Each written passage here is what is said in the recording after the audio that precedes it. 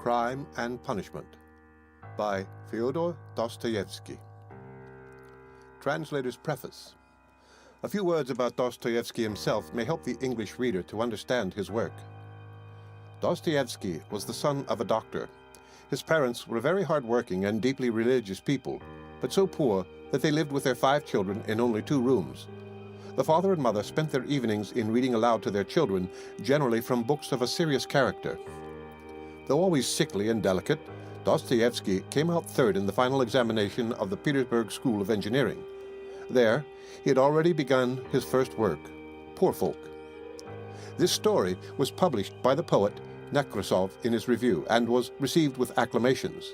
The shy unknown youth found himself instantly something of a celebrity. A brilliant and successful career seemed to open before him. But those hopes were soon dashed. In 1849, he was arrested.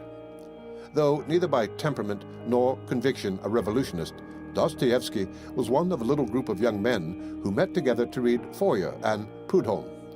He was accused of taking part in conversations against the censorship of reading a letter from Belinsky to Gogol, and of knowing of the intention to set up a printing press. Under Nicholas I, that stern and just man, as Maurice Baring calls him, this was enough, and he was condemned to death.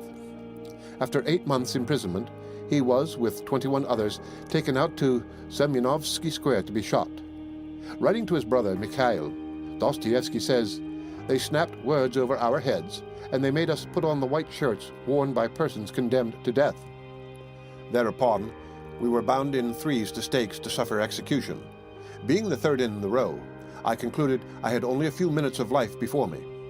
I thought of you and your dear ones, and I contrived to kiss Plestitchev and Durov, who were next to me, and to bid them farewell. Suddenly the troops beat a tattoo. We were unbound, brought back upon the scaffold, and informed that His Majesty had spared us our lives.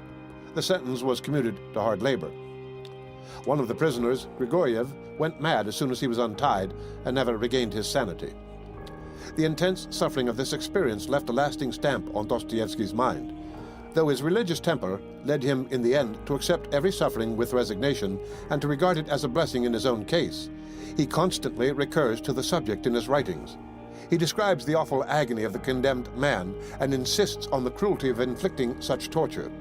Then, following 4 years of penal servitude spent in the company of common criminals in Siberia, where he began the Dead House, and some years of service in a disciplinary battalion.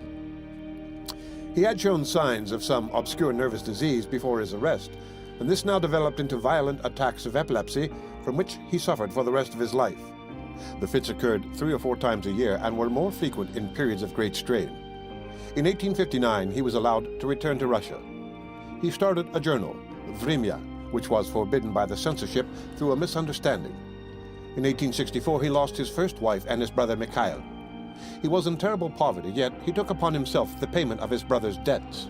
He started another journal, The Epoch, which within a few months was also prohibited. He was weighed down by debt.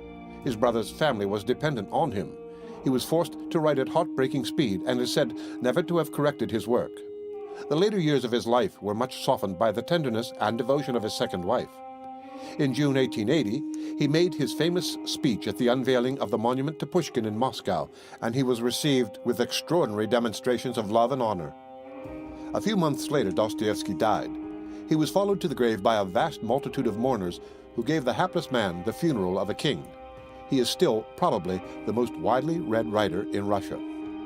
In the words of a Russian critic who seeks to explain the feeling inspired by Dostoyevsky, "He was one of ourselves, a man of our blood and our bone, but one who has suffered and seen so much more deeply than we have. His insight impresses us as wisdom, that wisdom of the heart which we seek, that we may learn from it how to live. All his other gifts came to him from nature. This he won for himself, and through it he became great." The end of the translator's preface to Crime and Punishment.